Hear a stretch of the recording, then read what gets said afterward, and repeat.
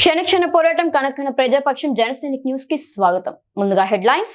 All India BC సంఘం నేత YCP నాయకుడు జబ్బల శ్రీను పేద బీసీ కుటుంబానికి చెందిన శ్రీనివాసాచారి భూమి కొట్టేశారా?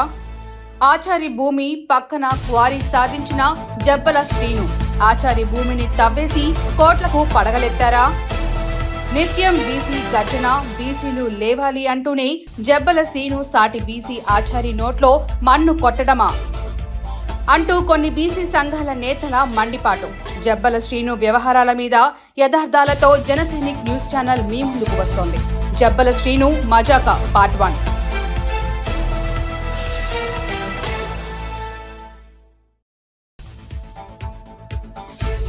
ఒకరు డైరెక్ట్, ఇంకొకరు ఇండైరెక్ట్. అతి సాధారణ స్థాయి నుంచి అసాధారణ స్థాయికి ఒకరు. ఒకేసారి ఎంపీతో ప్రారంభించి ముఖ్యమంత్రిగా మరొకరు. లెక్కలేసి పక్కా వ్యూహాలతో లక్ష్యం ఛేదించడంలో ఒకరు బాగా ప్రసిద్ధి. అనుకున్నదే తదవుగా అమలు చేసేసి కష్ట నష్టాలు బేరీజు వేసుకోవడం ఒకరి నైజం. ఇంతకు ఎవరు ఆ ఇద్దరు? ఆంధ్రప్రదేశ్ రాజకీయాల్లో అత్యంత కీలక పాత్రలో ఉన్న ఆ ఇద్దరి గురించి వాచ్ ది స్టోరీ.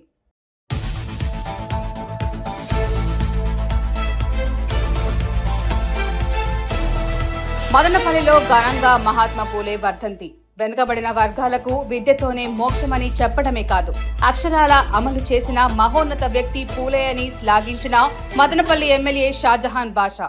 బలహీన వర్గాల చైతన్యం, హక్కుల కోసం ఆజన్మాంతం పోరాడిన పుణ్య దంపతులు మహాత్మా పూలే, సావిత్రిబాయి పూలే అని కీర్తించిన మదనపల్లి వైసీపీ ఇన్ఛార్జ్ నిసార్ అహ్మద్.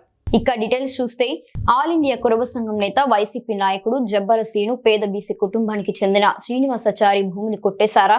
ఆచారి భూమి పక్కన క్వారీ సాధించిన జబ్బల శ్రీను ఆచారి భూమిని తవ్వేసి కోట్లకు పడగలెత్తారా?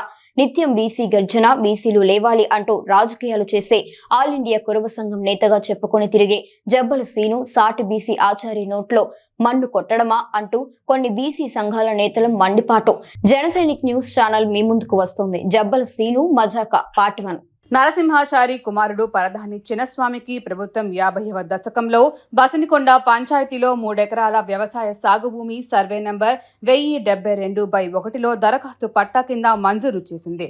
చిన్నస్వామి ఆచారి, ఆయన తదనంతరం ఆయన సంతానం శ్రీనివాస ఆచారి సదరు భూమిని సాగు చేసుకుంటూ పొట్ట పోషించుకుంటూ జీవితం సాగిస్తుండగా 2004లో కురబ సంఘం ఆల్ ఇండియా నేత, స్థానిక వైఎస్ఆర్ నేత కూడా అయిన జబ్బల శ్రీను తన గాయత్రి క్రషర్ కంపెనీకి సదరు సర్వే నెంబర్లో 3.5 హెక్టార్ల భూమి ప్రభుత్వం మంజూరు చేసినట్టు అక్కడ క్రషర్ ఏర్పాటు చేశారు.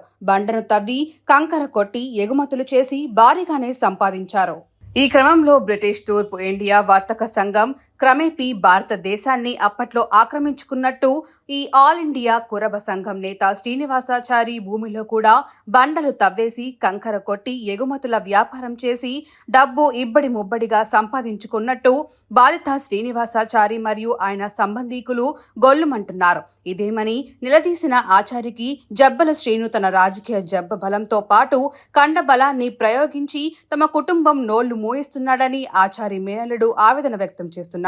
ఇదిలా ఉండగా బీసీ గర్జన, ఆల్ ఇండియా కురబ సంఘం అంటూ రాజకీయాలు చేసే వైసీపీ నేత జబ్బల శ్రీను సాటి బీసీ ఆచారి నోట్లో మన్ను కొట్టడం అత్యంత నీచ నికృష్ట చర్యగా కొన్ని స్థానిక బీసీ సంఘాలు అగ్గి మీద గుగ్గిలమవుతున్నాయి.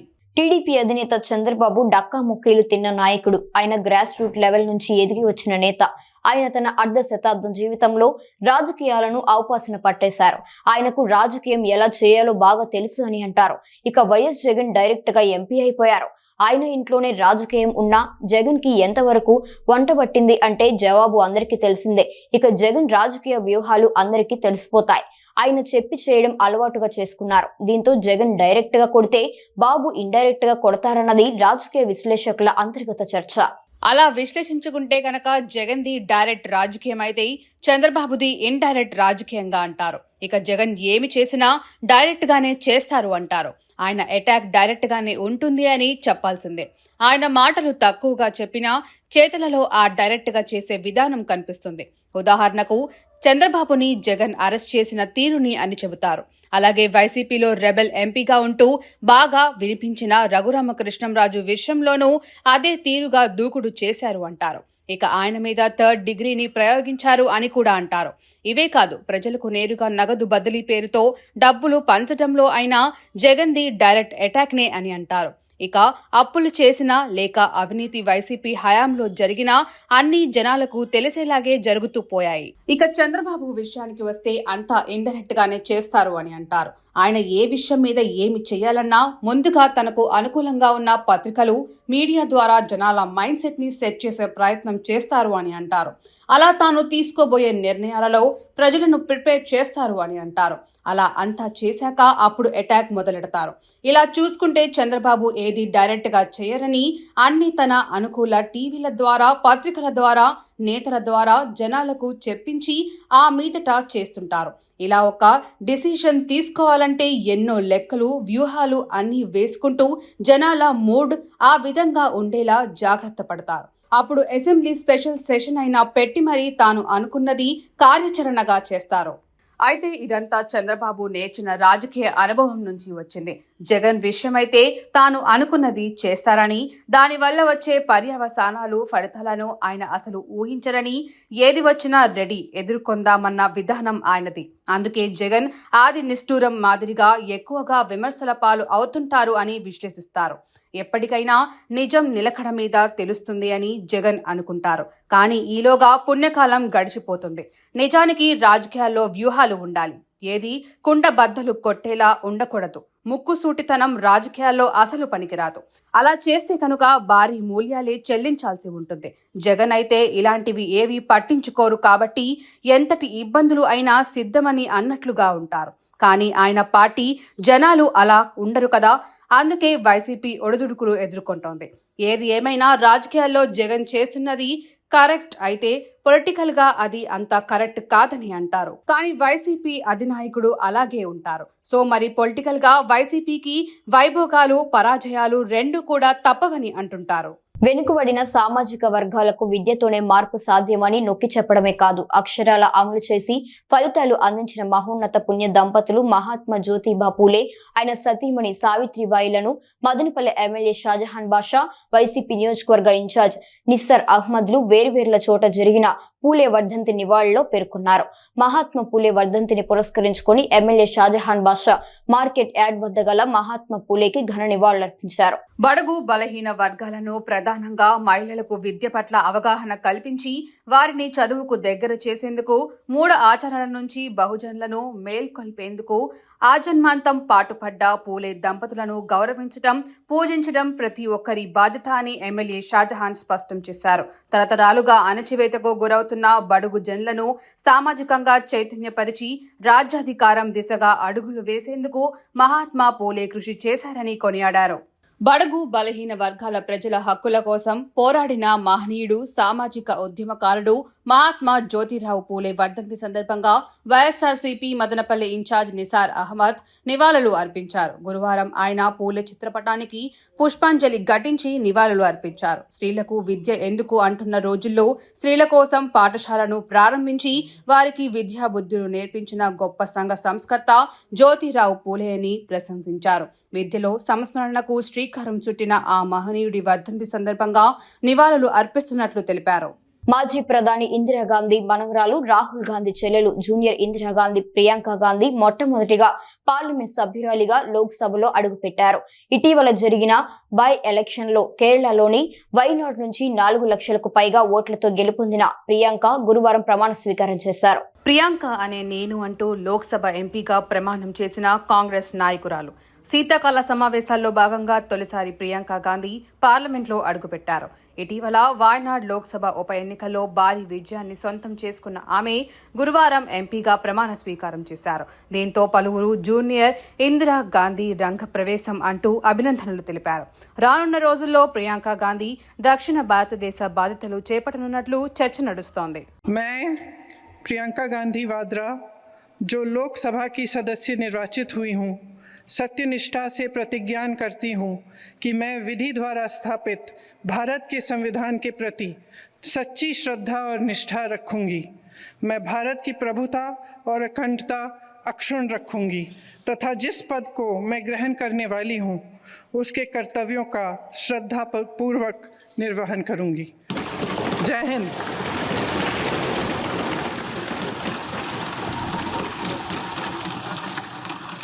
ఆరు బయట మద్యం తాగే వారికి పోలీసులు చుక్కలు చూపిస్తున్నారు. ఒకప్పుడు జీపు వేసుకుని సైరన్ చేస్తూ వచ్చేవారు. దీంతో ఆ సౌండ్ విని మందుబాబులంతా అలర్ట్ అయ్యేవారు. కానీ ఇప్పుడు చంద్రబాబు టెక్నాలజీ మైండ్ తో పోలీసుల డ్రోన్లు మందుబాబులను పరిగెత్తిస్తున్నాయి. పొలాలు, కాలువగట్లు, రైల్వే ట్రాక్ల వద్ద మద్యం తాగుతున్న వారిని వెంటాడుతున్నారు. బహిరంగ ప్రదేశాల్లో మద్యం తాగే వారిపై డ్రోన్లతో నిఘా పెడుతున్న పోలీసులు వారి జాడ కనుక్కొని కేసులు నమోదు చేస్తున్నారు. ప్రస్తుతం ఏపీలో డ్రోన్ల ఉపయోగం బాగా పెరిగింది. కృష్ణా వరదల సమయంలో డ్రోన్ల పనితనం చూసిన చంద్రబాబు రీసెంట్ గా అమరావతిలో డ్రోన్ సమ్మిట్ ఏర్పాటు చేయగా ఏకంగా Guinness book of world records లో కూడా చోటు దక్కించుకుంది. భవిష్యత్తు అంతా డ్రోన్ టెక్నాలజీదేనని, డ్రోన్లను ఉపయోగించి ఇన్విజిబుల్ పోలీసింగ్ తో అసాంఘిక శక్తులు, రౌడీ షీటర్లు, క్రిమినల్స్ ఆట కట్టించవచ్చని సీఎం చంద్రబాబు ఆ సమ్మిట్ లో చెప్పారు. దానిని ఇప్పుడు ప్రాక్టికల్ గా వాడుతున్నారు. ప్రతి చోట డ్రోన్లు ఎగరవేస్తూ ఎక్కడ ఏం జరుగుతుందో చూస్తున్నారు. రీసెంట్ గా డ్రోన్లను ఉపయోగించి 100 ఎకరాల గంజాయి పంటను పోలీసులు దగ్ధం చేసిన ఘటన తెలిసిందే. అదే తరహాలో తాజాగా అనంతపురం జిల్లాలో డ్రోన్లను ఉపయోగించి మందుబాబుల ఆట కట్టించారు పోలీసులు. పట్టపగలే బహిరంగ ప్రదేశాలలో మందేస్తున్న కొందరిని డ్రోన్లు కనిపెట్టాయి. ఇంకేముంది, ఇప్పుడు డ్రోన్ కనిపిస్తే చాలు, మందుబాబులు కాదు, తప్పు చేసిన వారు సైతం పరుగు అంటూ అక్కడి నుంచి పారిపోతున్నారు. పొలాలలో, కాలువ గట్ల మీద, రైల్వే ట్రాక్ల సమీపంలో మందుబాబులను తాజాగా డ్రోన్లు పరిగెత్తించాయి. మందుబాబుల సమాచారం అందుకున్న పోలీసులు నేరుగా కాకుండా డ్రోన్ల సాయంతో రంగంలోకి దిగారు. దీంతో తమ ముఖం కనిపించకుండా తలా ఓ దిక్కుకు మందుబాబులు అక్కడి నుంచి చెట్లు, పుట్టలు దాటుకుంటూ పరుగులు పెడుతున్నారు. మద్యం తాగితే కిక్కేమో కానీ ఇలా పరుగులు పెట్టడంలో భలే కిక్ వస్తుందంటూ కొంతమంది మందుబాబులు ఫన్నీగా మాట్లాడుకుంటున్నారు. ఏది ఏమైనప్పటికీ టెక్నాలజీ వాడకంలో బాబు తర్వాతే అని అంతా మాట్లాడుకుంటున్నారు. రాష్ట్రంలో రోడ్లకు మహర్దశ వచ్చింది. సంక్రాంతి నాటికి గుంతల రహిత రహదారుల లక్ష్యంగా రాష్ట్ర వ్యాప్తంగా పనులు జరుగుతున్నాయి. జాతీయ రహదారుల నుంచి గ్రామీణ రోడ్ల వరకు మరమ్మతులు ప్రారంభమయ్యాయి. దీంతో వాహనదారులు హర్షం వ్యక్తం చేస్తున్నారు. రాష్ట్ర ప్రభుత్వం ప్రతిష్టాత్మకంగా చేపట్టిన గుంతల రహిత రోడ్లు కొత్త కళను సంతరింపచేస్తున్నాయి. ఎక్కడ చూసినా రోడ్ల నిర్మాణాలే కనిపిస్తున్నాయి. రోడ్లు బాగుంటే రవాణాతో పాటు ఇంధనం కూడా కలిసి వస్తుంది. గ్రామీణ రోడ్లు అయితే కొన్నేళ్లుగా దారుణంగా మారాయి. ఇది వైసీపీ ప్రభుత్వానికి అప్పట్లో చాలా డ్యామేజ్ చేసిందనే చెప్పాలి. చంద్రబాబు అంటేనే అభివృద్ధి అన్న నానుడి ప్రజల్లో ఉంది. అందుకే ప్రభుత్వం చేపట్టిన ఈ రోడ్ల నిర్మాణం కూటమి ప్రభుత్వం ఇమేజ్ను అమాంతం పెంచుతుందని పలువురు విశ్లేషకులు తేల్చి చెబుతున్నారు.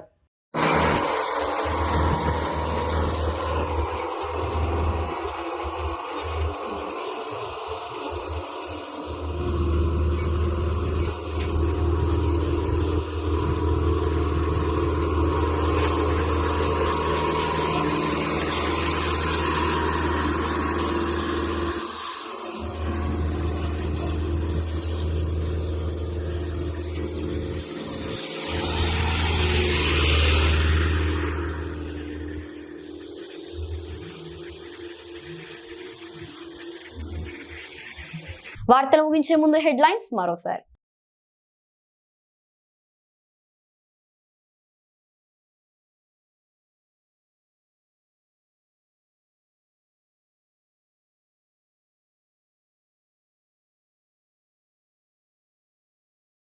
ఆల్ ఇండియా బీసీ సంఘం నేత, వైసీపీ నాయకుడు జబ్బల శ్రీను పేద బీసీ కుటుంబానికి చెందిన శ్రీనివాసాచారి భూమి కొట్టేశారా?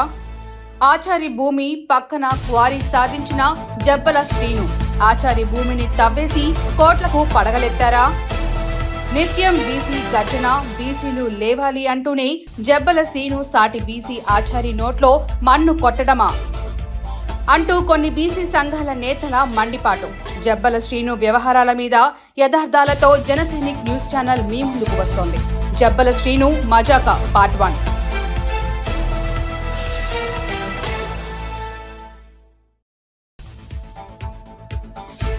ఒకరు డైరెక్ట్, ఇంకొకరు ఇండైరెక్ట్. అతి సాధారణ స్థాయి నుంచి అసాధారణ స్థాయికి ఒకరు. ఒకేసారి ఎంపీతో ప్రారంభించి ముఖ్యమంత్రిగా మరొకరు. లెక్కలేసి పక్కా వ్యూహాలతో లక్ష్యం ఛేదించడంలో ఒకరు బాగా ప్రసిద్ధి. అనుకున్నదే తదవుగా అమలు చేసేసి కష్ట నష్టాలు బేరీజు వేసుకోవడం ఒకరి నైజం. ఇంతకు ఎవరు ఆ ఇద్దరు?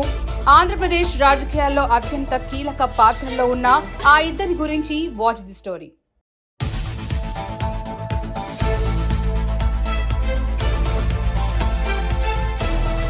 మదనపల్లిలో ఘనంగా మహాత్మా పూలే వర్ధంతి. వెనుకబడిన వర్గాలకు విద్యతోనే మోక్షమని చెప్పడమే కాదు, అక్షరాల అమలు చేసిన మహోన్నత వ్యక్తి పూలే అని శ్లాఘించిన మదనపల్లి ఎమ్మెల్యే షాజహాన్ బాషా. బలహీన వర్గాల చైతన్యం, హక్కుల కోసం ఆజన్మాంతం పోరాడిన పుణ్య దంపతులు మహాత్మా పూలే, సావిత్రిబాయి పూలే అని కీర్తించిన మదనపల్లె వైసీపీ ఇన్ఛార్జ్ నిసార్ అహ్మద్.